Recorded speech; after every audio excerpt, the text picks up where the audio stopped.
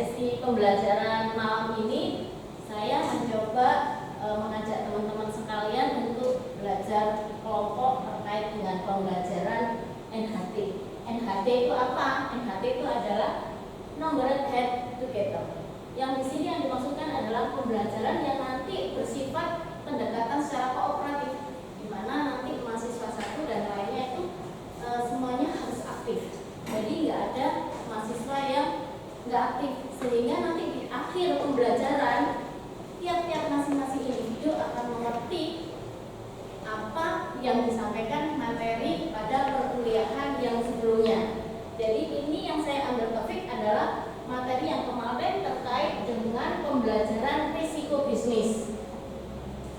Nah, untuk awal pertama kali apa yang akan kita lakukan langkahnya, yaitu yang pertama adalah pembagian kelompok. Nanti di sini ada sekitar 4 kelompok ya. Karena apa dibagi menjadi 4? Nanti di topik materi risiko bisnis ini ada 4 permasalahan.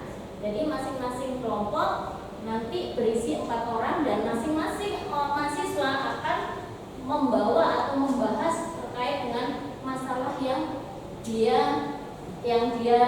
maksud saya itu yang ada pada sesuai dengan nomor angkanya. Oke, sudah bisa dimengerti ya. Selanjutnya yang kedua adalah setelah Anda dikelompokkan ke dalam satu kelompok, kemudian kelompok pertama, kelompok 1 akan berpindah mencari temannya lagi yang sama-sama dari kelompok satunya, sehingga terbentuk suatu kelompok lagi yang dinamakan kelompok ahli. Nah, selanjutnya kelompok ahli ini akan memilih temannya untuk menjadi leadernya, untuk menjadi pimpinan dalam suatu pembahasan suatu masalah dalam tim kelompok ahli. Setelah semuanya selesai, nanti kembali lagi ke kelompok masing-masing. Itu adalah langkah yang ketiga. Jadi dari masing-masing kelompok ahli akan kembali ke kelompoknya masing-masing. Nah, di sini akan saya bagi, kita sesuaikan dengan nama presiden ya. Jadi nanti kelompok pertama itu nama Presiden Soekarno, yang kedua Soeharto, yang ketiga Habibie, yang keempat Presiden Abdurrahman Wahid, yang kelima Megawati, dan selanjutnya seperti itu sampai kelompok ini terbagi semuanya. Oke, karena di sini saya lihat ada 4 kelompok, jadi cukup kelompok Soekarno, kelompok Soeharto, kelompok Habibie, dan selanjutnya adalah kelompok Gus Dur ya. Bisa dimengerti ya? Oke. Untuk selanjutnya di sesi keempat, setelah kembali ke kelompok masing-masing, nanti akan ada sesi presentasi. Nah, itu akan saya acak. Siapa yang akan saya panggil? Misalnya kelompok Soeharto presentasi dengan materi pertama. Nah, yang nomor urut pertama maju ke depan menyampaikan hasil dari diskusinya tadi dengan kelompok ahlinya. Yang lainnya bisa menanyakan dan wajib menanyakan. Karena apa? Karena nanti agar kelompok pertama bisa lebih mengerti akan makna atau artinya ya. Kemudian nanti yang kedua juga seperti itu. Tidak kelompok Soeharto, tapi saya bisa memilih kelompok lainnya, misalnya Gus Dur. Nah, nomor urut kedua dari Gus Dur itu yang akan menyampaikan. Begitu juga selanjutnya. Setelah selesai 4 permasalahan itu kita bahas, kita melanjutkan ke langkah selanjutnya, yaitu refleksi dan penyampaian perasaan dari mahasiswa terkait materi yang disampaikan oleh para presentasi tadi. Jadi bisa saya bilang kelompok Habibie dengan permasalahan nomor 3, silakan yang nomor urut nomor 3 berdiri ya, menyampaikan apa hasilnya tadi yang Anda terima ya, terkait dengan materi resiko bisnis di poin ketiga.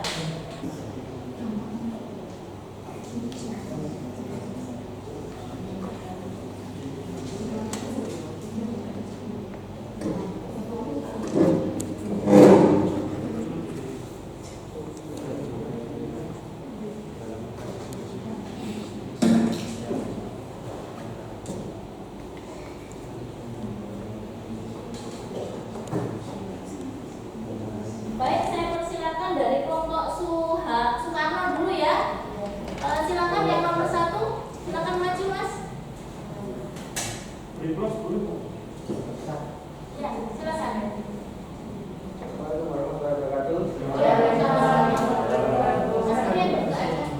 Saya Al-Maki, Guru selaku dosen mata kuliah.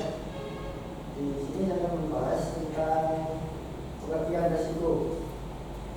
Pengertian resiko dari beberapa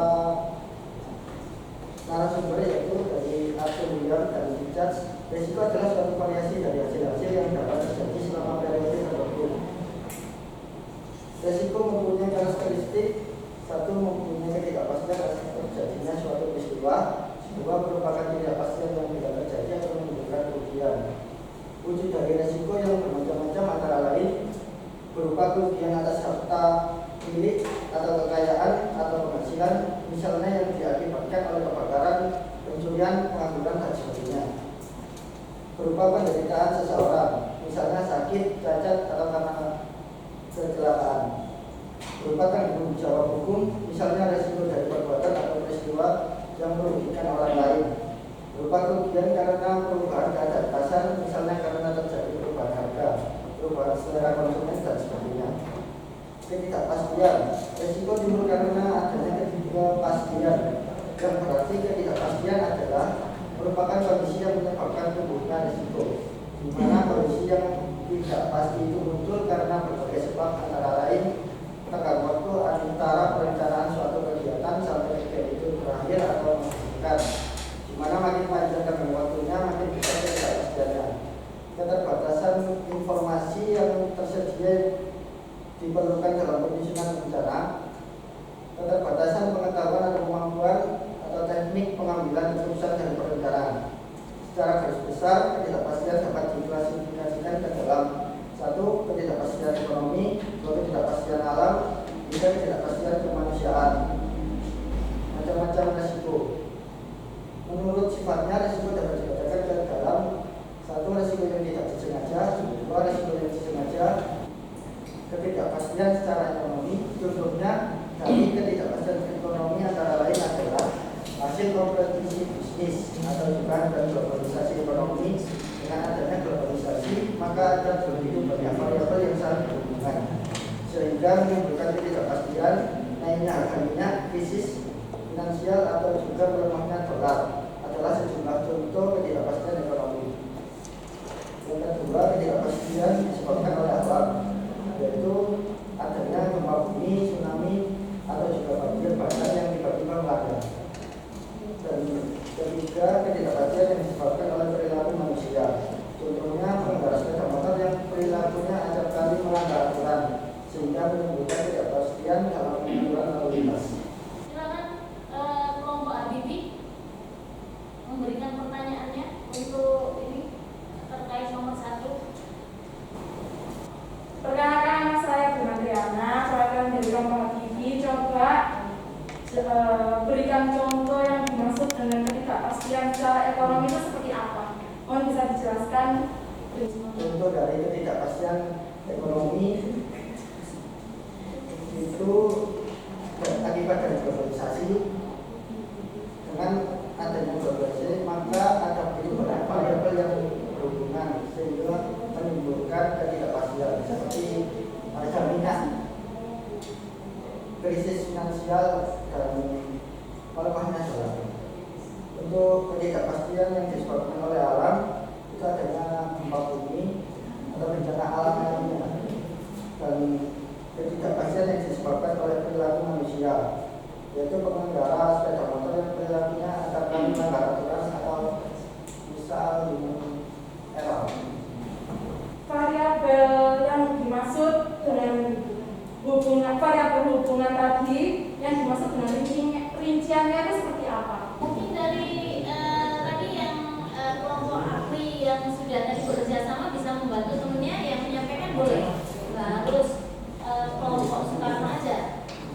Baik, ya kelompok 1 dari Soekarno bisa menambahkan temannya, membantu dari pertanyaan yang disampaikan dari tim Habibie. Silakan. Nama saya Rangga dari Kasih.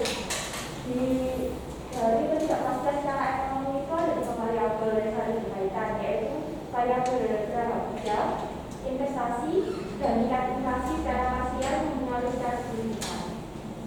Ya. Bisa dipahami? Bisa, Bu, bisa dipahami. Baik, oke, terima kasih. Silakan duduk lagi.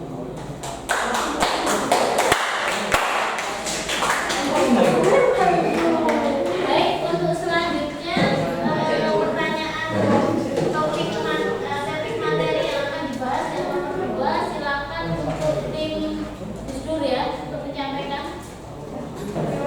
Assalamualaikum warahmatullahi wabarakatuh. Saya mahasiswa dari kelas 5C. Nama saya Tim pertama yang kamu diperhatikan temannya ya. Nama saya Sudika Hidayat dari kelas 5C. Saya mau menyampaikan yang nomor kedua atas jawabannya yang meliputi untuk mengaji dampak dari dua jenis kerugian, resiko murni atau resiko. Bentuk resiko yang jika terjadi akan menimbulkan kerugian dan bila tidak terjadi maka tidak akan menimbulkan kerugian. Contohnya yaitu jika kendaraan mogok atau rusak, kendaraan tersebut tidak dapat digunakan bekerja. Risiko spekulatif. Risiko yang apabila terjadi dapat menimbulkan kerugian atau tidak menimbulkan kerugian atau dapat mendatangkan keuntungan. Contohnya risiko kelebihan produksi dan risiko moneter, risiko crash, risiko cruise, valuasi.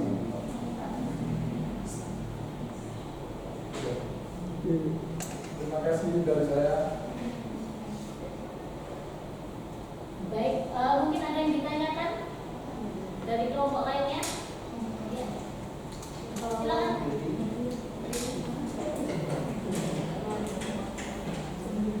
Ya, saya dari kelas 5B, saya mau bertanya,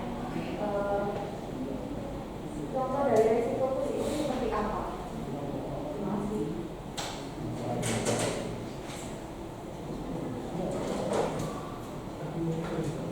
Risiko terus sendiri, risiko nilai tukar mata uang asing. Misalnya perusahaan Indonesia menggunakan rupiah dalam kegiatan sehari-hari dan laporan keuangannya. Namun untuk sumber pendapatan perusahaan jika mendapatkan dari pasar Amerika yang mana mata uang dolar, selain itu bukan mungkin juga memiliki pinjaman dalam dolar US. Jadi ketika nilai tukar rupiah terhadap dolar berubah, itu dapat mempengaruhi pendapatan atau laporan keuangan. Assalamualaikum warahmatullahi wabarakatuh.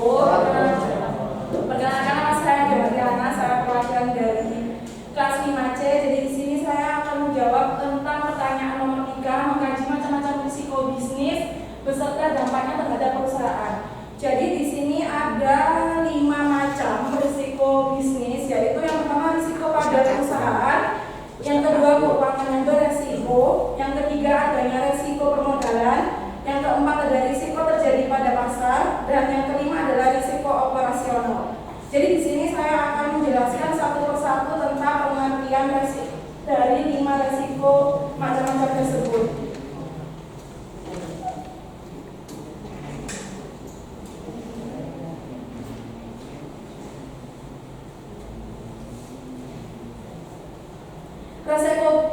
Risiko bisnis adalah secara umum konsep resiko ini selalu dikaitkan dengan berkonsekuensi yang muncul sebagai dampak adanya ketidakpastian, sehingga memunculkan dampak yang merugikan bagi pebisnis. Namun sebaliknya, jika konsekuensi ini dianggap menguntungkan, maka hal tersebut tidak dianggap sebagai resiko, namun dianggap sebagai keuntungan. Yang kedua, pengertian dari keuntungan yang beresiko.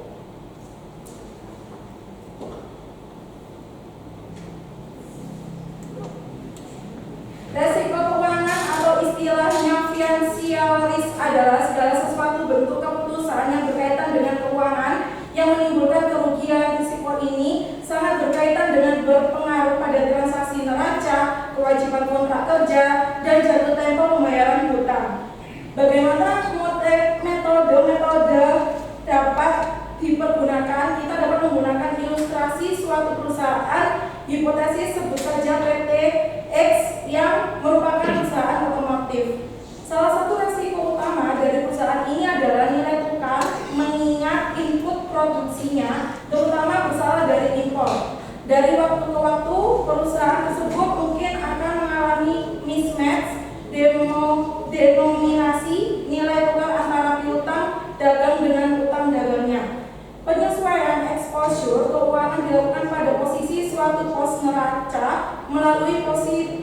positioning of saving. Sangat mungkin perusahaan tersebut memiliki piutang dagang dalam rupiah sedangkan utang dagang dalam USD atau hak currency lainnya. Dengan demikian yang dilakukan adalah perusahaan melakukan penempatan dana jangka pendek. Yang ketiga, pengertian dari adanya risiko permodalan.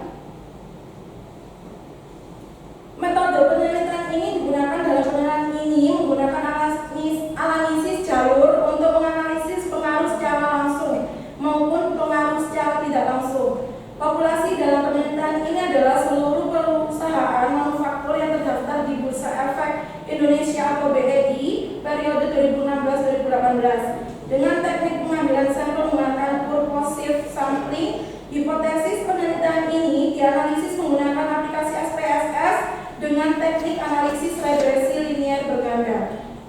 Lalu yang terakhir, risiko terjadi pada pasar. Resiko yang terjadi pada pasar merupakan resiko yang digunakan dalam penelitian. Resiko pasar adalah resiko yang dihadapi suatu sekuritas yang disebabkan oleh faktor-faktor pasar seperti faktor politik, ekonomi, dan sebagainya. Resiko pasar disebabkan oleh peristiwa-peristiwa yang sifatnya menyeluruh yang mempengaruhi kegiatan pasar secara umum seperti peperangan, resesi, perubahan struktur perekonomian, dan perubahan selera konsumen. Jadi mungkin itu yang bisa saya jelaskan dari pengajian macam-macam dan dampak terhadap perusahaannya. Ya, pengkajian macam-macam risiko bisnis terhadap dampak di perusahaan. Mungkin ada yang bisa ditanyakan? Ada yang tanya? Ya, silakan. Ini saya mau tanya tentang, tadi kan membahas tentang risiko keuangan dalam perusahaan.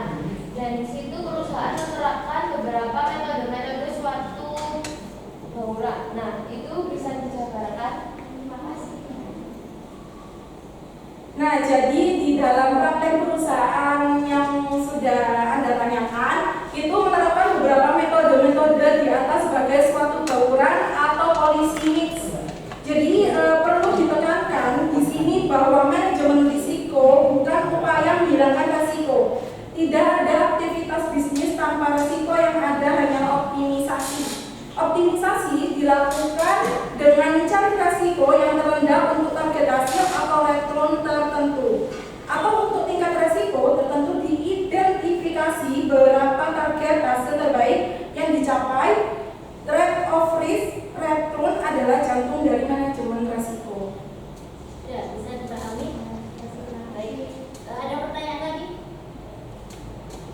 Silakan kalau ada. Baik, sekian dari jawaban saya dan presentasi. Mungkin ada salah kata, mohon maaf. Wassalamualaikum warahmatullahi wabarakatuh.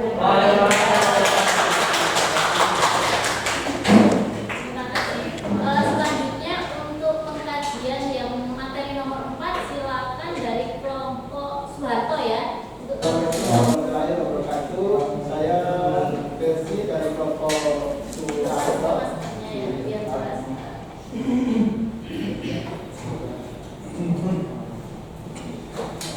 Saya dari kelompok Soeharto mau mengkaji solusi risiko bisnis. Mungkin tadi sebelumnya Mbak Irma mau mengkaji tentang macam-macam risiko bisnis. Saya mau mengkajikan solusi risiko bisnis.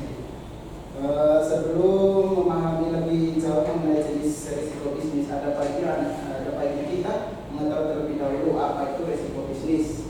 Secara umum, konsep risiko selalu dikaitkan dengan konsekuensi yang muncul sebagai dampak adanya ketidakpastian sehingga memunculkan dampak yang merugikan bagi pebisnis.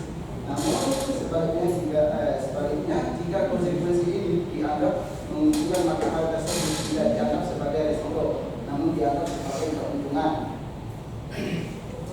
Jenis-jenis risiko dan solusinya tadi kan sudah dibahas tentang macam-macam risikonya. Jadi saya lebih menjelaskan tentang solusinya aja. Ya. Yang pertama itu ada risiko pasar.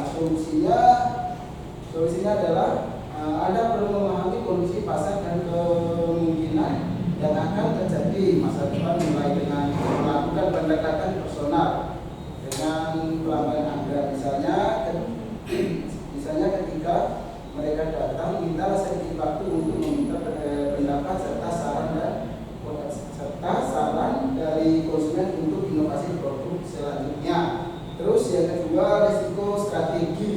Solusinya Anda harus mempersiapkan strategi apa yang mungkin Anda akan dijalankan ketika Anda atau sedang memulai bisnis agar nantinya bisnis bisa berjalan di jalur yang benar sehingga dapat meminimalisir kerugian yang mungkin bisa ditimbul sebagai pebisnis.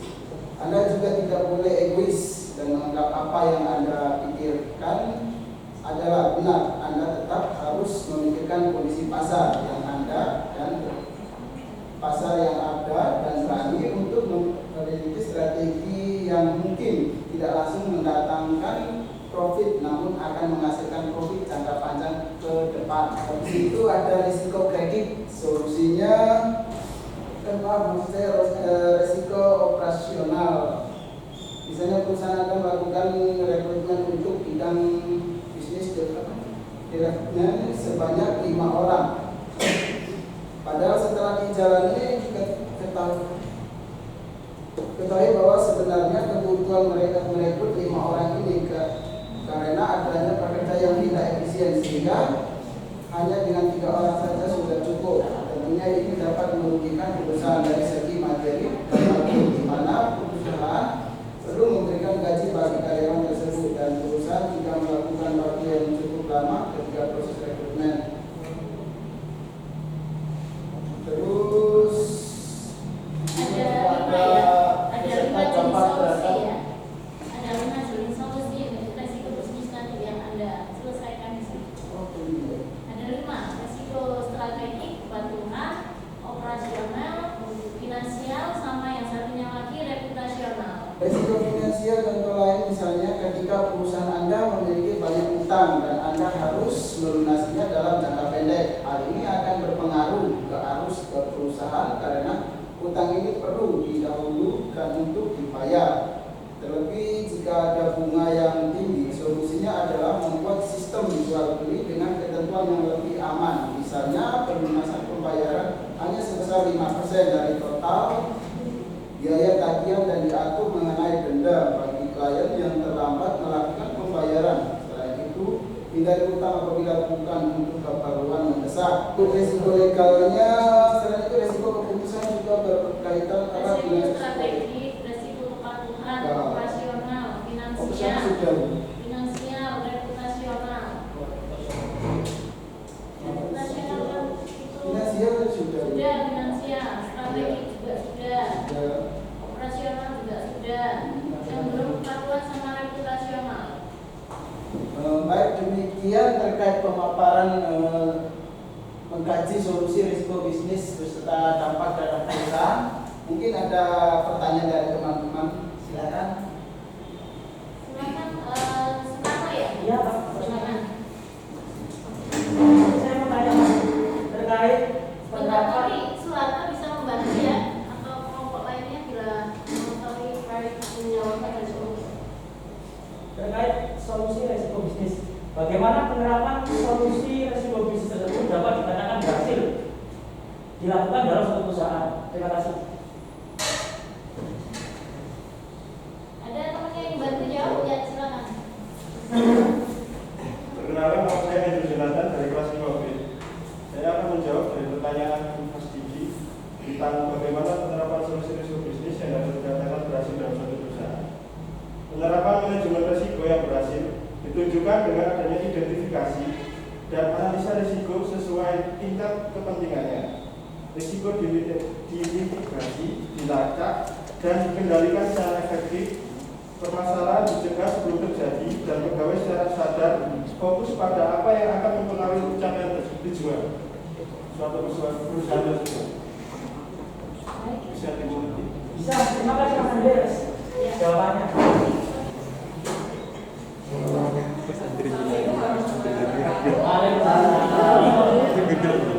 Dalam pembelajaran ini kami sangat berterima kasih untuk materi-materi yang telah kami dapatkan, terutama dalam menghandle sebuah resiko bisnis yang sangat bermanfaat untuk kami ke depannya, yang bisa menerapkan untuk pekerjaan selanjutnya yang kami tunggu. Oke, terima kasih. Dari